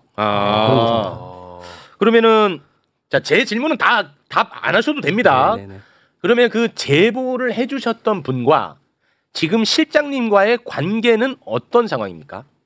아주 이제 불편한 관계가 됐습니다. 아 지금은 불편해졌어요. 보호해줘야 됩니다. 불구하고 상황이 된 상황이라서. 왜냐하면 만났을 때 왜 지기현이 윤석열을 풀어줬는지 이해를 못하겠다라고 했거든요. 아 제가 이제 그 질문을 드렸던 이유는 추가적 제보에 대한 여부를 확인하고 싶어서 여쭤봤던 것인데 아 그런 상황이라 조금 그래서 저도 마음이 상당히 무겁습니다. 그래요. 거기서 좀 많이 꺾이네. 근데 다른 곳에서도 뭐 지기현 씨 관련 제보가 올 수가 있죠. 네. 제가 아는 그 서울 말을 쓰지 못하는 그 유명한 변호사가 있습니다. TV도 자주 나오시는 분인데 그렇게 실명으로 공개하셔도 됩니까? 그 실명 공개인데요. 아주 절친한 동생인데 네. 네, 그 우리 지기현 씨 닮은 분이 뭐 많이 출몰한다 그런 소문이 있다고 하더라고요. 근데 일단 그 제보하신 분이 그 사진에 있는지 없는지 모르겠지만 변호사라고 제가 상상해도 되겠죠? 아니 그 대법에서 예부감사위원을 통해서 어제 발표된 내용을 보면 변호사로 나와 있습니다. 네네. 저는 지금 어제 대법원에서 지금 보도자료를 냈지 않습니까? 네. 그걸 보니까 좀 그 자체로 좀 말이 안 되는 게 몇 개 보입니다. 네. 이게 사실관계를 확정을 해놨는데 네. 3페이지에 보면은 평소 이제 이런 거죠. 평소 대상 법관이 이제 직위원을 말하는 것 같아요. 평소 대상 법관이 비용을 지불하여 이렇게 이제 사실관계 확정해 놨어요. 자기도 조사해 놨더니 이렇게 됐더라. 그런데 원래 이제 당사자가 사실과 다른 얘기를 하려면 본 포인트에 벗어나는 얘기를 주로 강조하게 돼 있거든요. 그러면 이제 평소에는 내가 비용을 지불했다라고 지금 주장을 하고 있는 것 같아요. 저는 아니라고 봅니다. 지금 그렇게 추측을 하는데 네네. 그래서 평소 내가 지불했다는 걸 강조하는 듯이 보이고 그다음에 그거를 그대로 사실관계로 확정을 했어요. 두 번째는 1차에서 식사와 함께 술을 마시는 사이다. 굳이 1차에서 식사를 하는 사이다라고 사실관계로 확정해놨어요. 그러니까 우리는 2차를 가는 관계가 아니다. 이렇게 지금 주장을 한 것을 사실관계로 확정해놨죠. 맞아요. 그러니까 지기현 판사는 그걸 말하고 싶은 거예요. 내가 샀고 2차 나는 안 가는 사이야. 이거를 얘기한 걸 그대로 사실관계 확정해놔서 대단히 부당하다 이렇게 생각이 들고. 맞아. 그다음에 휴정기 무렵 그 대상 법관이면 지기현이 같아요. 지기현이라고 표현하겠습니다. 지기현이 그 연락으로 휴정기 무렵 여름에 이제 재판을 휴정하는 데가 있습니다. 네. 서울고등법원 그때 당시 제가 지금 확인해 보니까 2023년 7월 24일부터 8월 11일까지 그때 지기현 판사 어디 있었는지 제가 확인 안 됩니다만 보통 한 3주 합니다. 그렇게 그 휴정 무렵에 본인이 연락을 해서 1차에서 샀다는 거거든요. 그런데 재밌는 건 뭐냐면 2차를 자기가 왜 안 갔냐 얘기하냐면 일찍 일어났냐고 얘기를 하냐면 당시 재판 준비로 바빠서 맞습니다. 내가 이렇게 이사 갈 의사를 표현했더니 오랜만에 만나서 아쉽다고 하니까 내가 어쩔 수 없이 갔다 이렇게 지금 돼 있어요. 맞습니다. 휴정기입니다. 8월 9일이면 제가 이거 확인한 바에 면 그 3주 내에 들어가거든요. 재판이 바로 내일 있는 것도 아니에요. 네. 그다음에 만약에 재판이 바쁜 사람이면 1년에 한 번 만났다는 사람을 그날 왜 불러냈겠습니까? 재판이 내일 바빠요. 가서 일찍 일어나야 될 상황이에요. 그럼 그날 안 만나죠. 그렇죠. 재판이 안 바쁜 날 만나겠죠. 네. 이 자체가 말이 안 되는 사실관계인 거예요. 맞습니다. 그러니까 그리고 자기가 불러서 1차를 15만 얼마를 결제했다고 지금 보도자료에 나왔는데 그렇습니다. 이게 맞는지는 모르겠으나 통상 이런 경우는 있습니다. 자기가 2차 예를 들어서 룸사롱 좋은 데를 가면 자기가 미안해서 1차를 사는 사람들이 간혹 있다고 해요. 내가 살 테니 싼 걸로 혹시 그렇다면 그런 것이 아닐까라는 추측은 해봅니다. 네네네. 그런 것이 있고 그래서 더 재밌는 것은 대상 법관과 변호사는 다음 장소로 이동할 때 어디로 갈지 몰랐다. 이게 말이 안 되죠. 왜냐하면 거기서 걸어갔겠습니까? 그렇죠. 네? 택시를 타고 가거나 자기 뭐 대리를 불러 가거나 이렇게 했겠죠. 네. 그러면 그걸 어딘지 모르고 갔다고요. 그냥 어디 갑시다. 뭐 어딘지 뭐 대충 가는 거야 하고 가는 사람이 어디 있습니까? 어디 가는데 그렇죠. 뭐 호프집이야 어디야 이렇게 물어보잖아요. 네. 그 자체가 전체적으로 다 말이 안 되는 내용으로 지금 사실관계가 밝혀져 있다. 그래서 네. 저는 이 보도자를 보면서 이 모순투성인 사실관계를 가지고 어떻게 국민을 설득하려고 하느냐. 저는 이런 생각을 알겠습니다. 하고 있습니다. 자 말씀 중에 죄송합니다만 요거 하나는 좀 반영을 해야 될 것 같은 게 네. 그 당시에 중앙지법은 휴정 기간이 8월 4일까지. 아 그렇습니까? 그건 제가 정리합니다. 8월 4일까지. 중앙지법 판사였나요 그때? 그건 좀 확인해야 돼요. 그거는 그때도 25분가 그랬던 걸 제가. 그렇습니다. 그거는 그렇다면 제가 서울 고등을 지금 확인했는데 갑자기 중앙지법은 그건 제가 확인하겠습니다. 사진은 8월 9일에 찍힌 거고. 그렇죠. 예, 그거는 저희가 그거는 제가 확인해 바로 잡도록 하고요. 바로 잡은 게 또 잘못된 거면 또 바로 잡습니다. 그러니까 어찌 됐든 진짜 재판이 급해서 바로 일어나야 될 상황이면 그날 약속을 잡을 필요가 없는 거죠. 네. 그러니까 그게 저는 그것이 말이 안 된다고 저는 생각을 했습니다. 네. 그리고 상식적으로 우리가 지금 이 변호사가 결과서 보면은 7년 9년 후배인데 판사 선배를 모시고 눈사람을 가는데 얘기도 얘기 안 안 해. 해주고 박살나지. 말도 안 되는 게다가 소리지. 예약제라고 하는 예약제인데. 거니까 예약제라고 하는 데인데 말도 안 하고 가서 그 인원수도 안 말. 그 말이 안 돼요. 그 자체가. 그런데 이대로 사실관계를 확정해서 예. 그걸 불문에 붙인다. 게다가 직무 관련성이 없다고 했는데 이미 2016년도인가요? 제가 그걸 조사를 해왔는데 오, 네네. 2016년도에 그 이른바 김영란법 부정청탁 및 금품 등 수수에 금지에 관한 법률에 시행될 때 네. 법원 행정처에서는 뭐라고 그랬냐면 변호사는 사건이 있건 없건 간에 잠재적 직무 관련자이기 때문에 이게 원칙적으로 직무 관련해서 인정된다라고 그렇게 돼 있습니다. 지금 제가 뽑아온 것이 법률신문 2016년 9월 27일자 기사인데요. 그렇지, 그게 타당하지. 당연히 왜냐하면 잠재적으로 내가 이렇게 이럴 수 있지 않습니까? 계속해서 접대를 해서 나중에 사건이 얻어 걸려요. 그러면 그게 좋은 결과를 받을 수도 있잖아요. 부당한 결과를. 그렇기 때문에 사실은 잠재적으로라도 먹지 말라고 하는 거거든요. 그렇습니다. 그러니까 직무 관련성이 없다고 얘기하는 것 자체가 저는 조금 이해하기 어렵다. 네. 이렇게 생각하고 있습니다. 자, 우리 그 실장님께 한번 좀 여쭤볼까 하는데요. 제보를 받을 때 보면 내용이 상당히 구체적이거든요. 룸살롱, 그레이스 최소 7회. 그리고 뭐 다른 룸살롱도 갖다 뭐 이렇게 상호명까지 이제 나오는 상황인데 이 접대를 했다고 하는 사람들은 이게 돈이 어마어마할 겁니다. 20차례 정도면은. 직무 관련성 관련한 이야기도 들은 바가 있습니까? 직무 관련성 관련한 특별한 이야기를 들은 적은 없고요. 예, 그럼 왜 관계를 이런 식으로 유지를 했다고 합니까? 그런 얘기도 오랫동안 만나온 관계인 것 같습니다. 그 세 분이서. 네. 예. 아니 아무리 그냥 친분으로만으로는 설명이 좀 안 되는 게 그렇게 나이도 어린 사람이 한 20번 정도로 접대를 하는데 한두 푼 하는 것도 아닌데 일방적으로 한 사람만 계속 낸다? 그거 쉽지 않잖아요. 그렇죠. 그건 이제 제보자가 저한테 했던 이야기이기 때문에 제가 뭐 지원을 하면 큰일 납니다. 근데 그 부분에 대한 이야기를 들은 바는 없다 이거군요. 예. 혹시 뭐 저희에게 알려지지 않은 내용 중에 조금 저희가 주목할 만한 부분이 좀 있을까요? 어제 기자회견 때 했던 얘기가 아마 전체적으로 다 있는 얘기인 것 같습니다. 네. 기자회견이 다예요. 네. 말을 좀 조심하시네 우리 실장님. 아무래도 조심하게 좀 조심하게 돼. 조금 조심스럽습니다. 과거에 이제 법적으로 억울한 일을 여러 번 당해가지고 그런 조심해야 전략이 됩니다. 있어요? 이제 술도 좋아하고 골프도 좋아하고 뭐 다른 것도 좋아한다고 얘기는 들었습니다만. 지기현 씨가요? 네. 골프가 상당히 수준급이라는 얘기를 들었습니다. 골프가 또 수준급이다. 근데 이 제보자가 실장님한테 3월 8일 새벽 1시에 이 제보 사진을 보낸 이유는 뭐라고 하시던가요? 그러니까 이게 세상에 이거는 뭐 왜냐하면 깜짝 놀란 거지. 이게 시간으로 풀어주는 거 보고 야 이거는 뭐야 이렇게 생각했던 거겠죠. 예, 알겠습니다. 그래서 이제 만나서 그 사진에 대한 정확한 얘기를 들었던 거고요. 그래서 이제 사실은 그때 이제 윤석열 재판 공개하지 않고 있는 상황이어서 저하고 제보자하고는 이게 좀 압박용으로 썼으면 좋겠다라고 하는 것까지는 서로 동의가 그건 동의가 됐던 됐고요. 것입니다. 예. 재판 공개하는 압박용으로 서로 합의가 됐던 것이죠. 네. 우리 그 실장님하고 그 제보자분은 아주 그래도 가까운 관계였나 봐요. 이렇게 제보를 해줄 정도였으니. 네네. 근데 그게 좀 틀어져가지고 참 좀 그러네요. 네. 그 제보한 경위를 보면은 저는 신빙성이 꽤 높다고 생각하고 하고 있죠. 그러니까 당시 윤석열 그 내란 소개를 풀어준 것에 대해서 너무나 분개한 나머지 그런 얘기를 했다는 것이고 그런 것들이 다 지금 남아 있는 것 아닙니까? 그것은 그러니까 그럼 제보를 받았다는 그 카톡은 남아 있습니까? 카톡 남아 있고요. 네.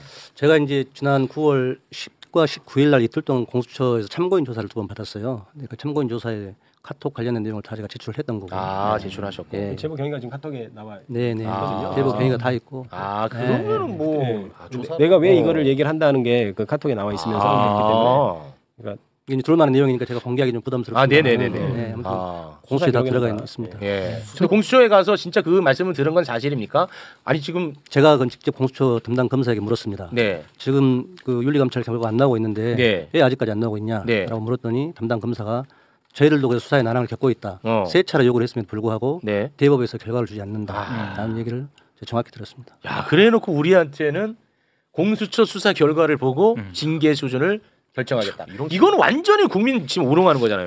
그래서 사실 제가 어제 조금 붕괴했던 이유 중에 거기서 하나가 공수처 수사에는 협조하지 않으면서 공수처 결과를 보고 처리하겠다 이런 것은 정말로 그래서 사법부 신뢰가 무너진 거 아니겠습니까? 그렇습니다. 전략적으로 지기현 수사의 속도를 내고 그다음에 법사위에 지금 약간 좀 지리멸렬한 상황이 내몰릴 수 있잖아요. 네. 그래서 직위원 탄핵 카드를 한번 꺼내보는 것도 어떨까라는 좀 저는 전략적 상상을 한번 해봅니다. 네, 그럼 뭐 정무적으로 아주 예민한 네. 판단이 필요할 것 같으니까 그거는 네. 뭐 민주당 차원, 국회 차원에서 잘 하시리라 믿고요. 자, 그러면 여기에서 우리 박진영 교수님하고 우리 실장님은 빠지고 우리 검사님은 남아 계셔야 돼요.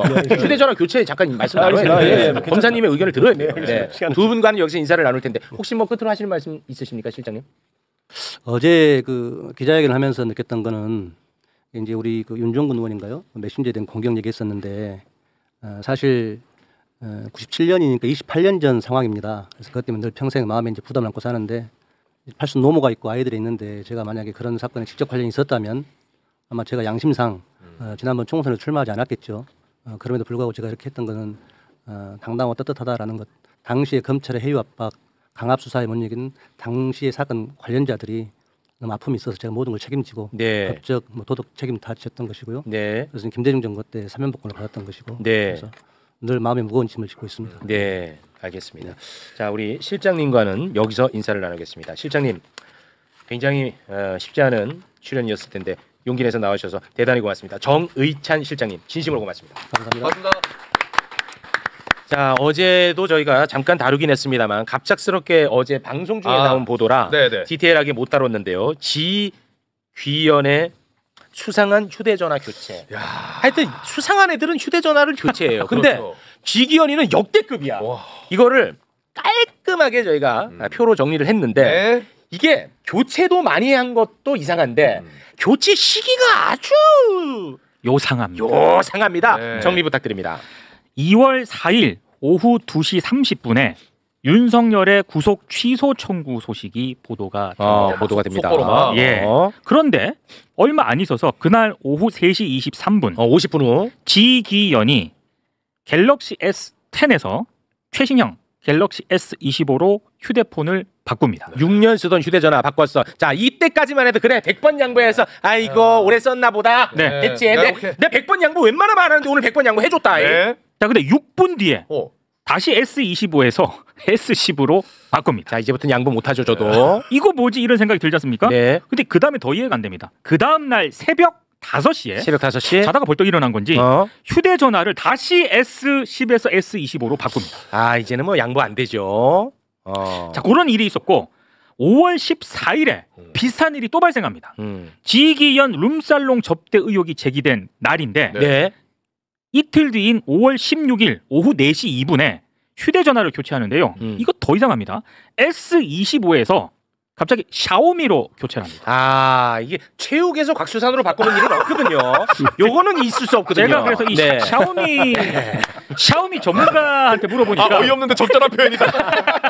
샤오미 전문가한테 물어보니까 샤오미 전문가. 14일에 의혹이 제기가 됐잖아요. 네. 샤오미는 인터넷으로 주문을 해야 된대요. 그래. 그러니까 의혹이 제기됐을 때 바로 주문해서 와. 이틀 정도 걸려서 받았다. 아, 진짜 그래. 이렇게 얘기를 하더라고요. 그 일리 있다. 야. 예. 자, 그런데 4시 25분에 샤오미로 바꿨잖아요. 일리 있네. 4시 7분에 다시 샤오미에서 S25로 또 바꿔요. 아, 이 내가 볼 때는 이게 유심을 바꿔 끼는 건데 5분 만에 바꿔 꼈다는 그러니까요. 것은 바꿔 끼고 뭘 아따. 야, 이거 지웠어야 되는데. 뭐 이런 거 아닌가 싶어 나는. 그렇죠. 이것도 이상한데 5월 18일 이것도 새벽입니다. 새벽 5시 19분에 또 자다가 벌떡 일어났는지 네. 다시 S25에서 샤오미로 또 바꿉니다. 아, 시기랑 횟수가 이건 너무 수상한데 이거는 대한민국 특수통 검사가 들여다 봐야 됩니다. 특수통 검사님. 물론 저 지금 구속 다른 것보다 이제 구속 취소 청구된 날 이렇게 휴대전화를 바꿨다는 굉장히 충격적이네요. 그 충격이죠. 그거 이제 연관성이 정말 저는 있는지 아니 정말 네. 6년 된 휴대폰이라 바꾼 건지 우연하게 정말 365일 중에 하루가 그렇게 맞아 떨어진 건지 있을 수 없어.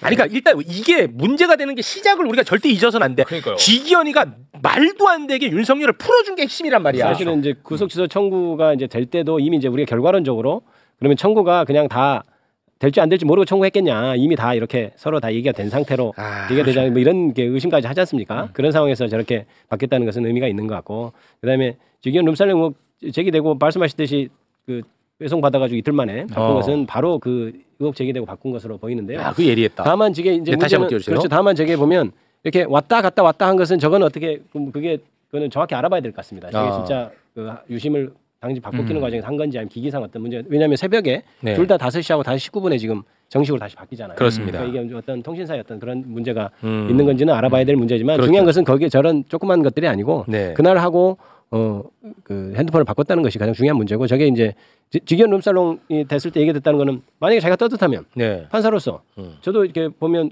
내가 뭐 떳떳해 왜 휴대폰을 바꿔 이렇게 생각하잖아요. 그렇습니다. 그런데 판사로서 떳떳하면 굳이 뭐하러 바꿨겠습니까? 저는 네. 아까 얘기했던 카톡도 남아 있고. 그렇습니다. 저는 이제 그런 의심을 합니다. 뭐냐면 그거 말고 다른 또 접대받은 그런 내용도 나타나지 않고 이렇게 두려워하지 않았을까라고 네. 저는 추측을 해봅니다. 그렇습니다. 그래서 오히려 네. 이런 의혹 제기가 됐을 때 나의 결백함을 증명할 수 있는 게 휴대전화라면 그렇죠. 행여나 이게 그렇죠. 지워지고 손상될까봐 조마조마합니다.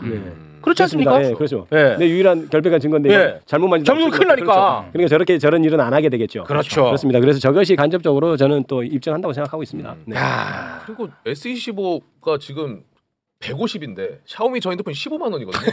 아니 상식적으로 누가 그렇죠. 어제 김영민 의원께서 제시했는데 굉장히 싸요. 샤오미가 훨씬 쌉니다. 싸요. 차이가 많이 나네요. 네, S25가 훨씬 더 좋은 거예요. 네, 훨씬 그래서 좋죠. 지금 바꾼 건데 그래서 뭐 저희들은 그 의혹 때문에 구린 게 있어서 한 것 같다 이렇게 서로 네. 사적으로 얘기하고 그랬었습니다. 그리고 이 샤오미를 했다가 다시 S25로 갔었는데 이게 저한테 한 분이 이제 샤오미 핸드폰을 써보신 분인가 봐요. 샤오미 얘기. 이거 이제 사실 여부는 저도 잘 모르겠는데 얘기하시는 게 샤오미 핸드폰을 자급제로 그러니까 인터넷으로 그냥 주문해서 구매를 해가지고 개통을 하려면 이게 샤오미가 수입폰이라서 중국 거라서 IMEI라는 번호가 있대요. 핸드폰 자체에 무슨 주민번호 같은 건데 이거를 등록을 해야 사용을 할 수가 있대요. 그런데 복잡하네. 유심을 어쨌든 이걸 바꿔가지고 셀프로 개통을 하려면은 바로 사용이 불가능하고 반나절에서 하루 이상 시간이 걸린다. 이런 이야기를 해주시더라고요. 참고로. 그래서 샤오미 쓰려다가 시간이 걸리니까 다시 원래 쓰던 걸 일단 옮겨가지고 새벽 다시 최종 개통한 것으로 보이네요. 그런 과정이 아니었을까 그럴 수도 생각하고요. 있겠네. 이거는 좀 정확히 알아봐야 될 것 같긴 합니다. 아무튼 얼마나 불편해. 그렇죠. 얼마나 귀찮고. 말이 안 되지. 그리고 자기를 지켜줄 유일한 그렇죠. 물증인데 이걸 왜 바꿔? 이래도 우리가 답을 요구하면 안 돼? 이래도? 만약에 직연 판사가 떳떳하면 바꾼 기존의 핸드폰을 좀 제출하면 되겠죠. 네. 그런 식으로 될 것 같습니다.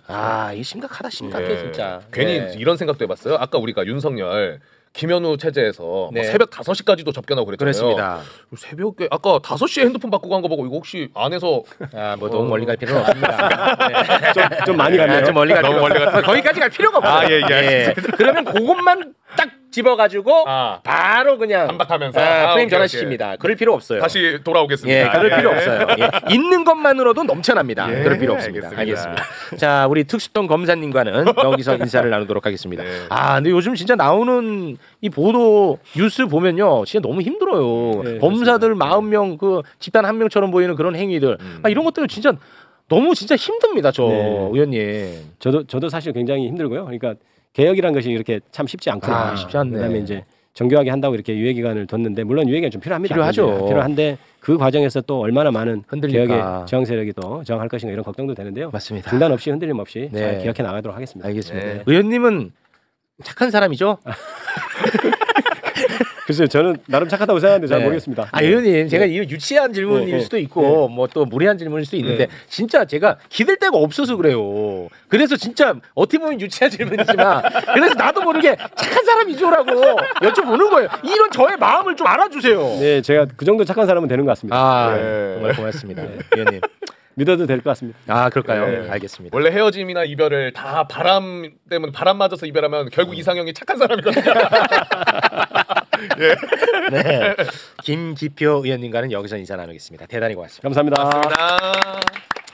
자, 시간이 좀 많이 지나긴 했습니다만 이거는 꼭 다루고 가야 돼. 요거 다루고 봉지웅 만나겠습니다. 네네. 예, 우리끼리 단순하게. 왜냐면 요건 다뤄야 된다고. 그렇습니다. 예, 진짜 의미 있는 이야기야.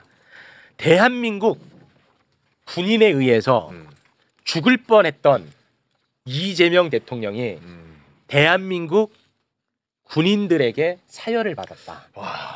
나는 이거는 진짜 이거 역사적인 장면입니다. 그렇죠. 오늘 이제 국군의 날이지 않습니까? 네. 그래서 이재명 대통령이 군 최고 통수권자로서 사열을 받는데 나는 이게 진짜 간단하게 보이지가 않는 거야.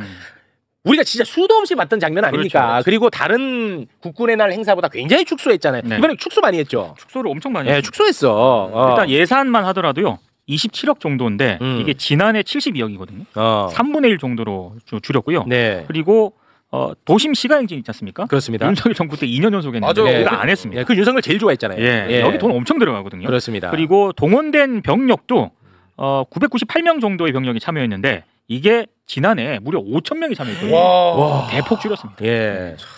자, 그럼에도 불구하고 그 울림과 의미는 진짜 뭐 얼마큼 줄였는지 모르겠지만 저는 100배 이상이었다고 그럼요. 봅니다. 네. 군인들에 의해서 죽을 뻔했잖아. 불과 근데 몇 달 전입니다. 그렇죠. 예. 네. 그런데 그 군인들에게 사회를 받아. 와, 공수권자로서. 국민들에 의해서 그렇죠. 이렇게 된 겁니다. 대한민국 국민 한번 진짜 만나 뵙고 인사드리고 싶습니다. 대한민국 국민은 위대했습니다. 자, 오늘 그 역사적인 장면 잠깐 보겠습니다. 강한 육군, 신뢰받는 육군, 지상작전의 최선봉 육군입니다. 어우 소름 끼친다. 아, 이건 소름이야. 솔직히. 대한민국의 평화와 번영을 위해 바다를 지키는 필승 해군입니다. 아, 솔직히 소름이잖아. 각종 국가행사를 오, 수행하는 진짜. 육군과 공군 의장대입니다. 와, 해군 해병대 의장대입니다. 대한민국의 영공을 수호하는 잘 돋네. 자랑스러운 정예 공군입니다. 정의와 자유를 위하여 국가전략기동부대 해병대입니다. 아, 진짜. 네, 참. 보는 내내 제가 진짜 소름이 돋아가지고. 우리 진짜 국민분들에게 격려 한번 때리자. 네. 진짜 국민들에 대하여 격려 전진 필승. 빠라바라바. 아, 저걸 왜 자꾸 왜 올리는 거야 계속? 화가 나네요. 아, 저거 왜 올리는 거야 저거는? 예. 진짜 대단합니다 국민들이. 정말 국민들 대단하고. 그렇죠. 역사적인 한 장면 보고 왔고요. 그렇죠. 자, 여기서 눈물 한번 쏟고 가겠습니다. 네. 오늘 훈장 수여식이 있었는데 박정훈 대령이 이재명 대통령으로부터 훈장을 수여받습니다. 네. 와, 박정훈이 이재명. 이 말이 돼? 그렇죠. 아니 말 안 되잖아 솔직히. 그렇죠. 박정훈이 이재명으로부터 훈장을 수여받아. 와, 나 뭉클한데. 네. 거기 그 단상에 있던 국회의원들이 단상에 많았거든. 국회의원들도 이 장면이 너무 신기하니까 이때 막 다 사진 찍고 난리 납니다. 아, 그래요? 아무도 안 시켰는데도. 네. 박정훈 대령도 눈이 예, 맞아요. 촉촉해지는 살짝 건드리면 울음 맞습니다. 터졌어. 네. 박정훈 대령도. 네. 역사적인 장면. 역사적인 장면입니다. 눈물 한번 쏟고 가겠습니다. 함께 보시죠. 다음은 보국훈장 3일장 박정훈 해병대령입니다. 보국훈장 3일장 해병대 사령부 해병대령 박정훈. 이하 내용은 같습니다.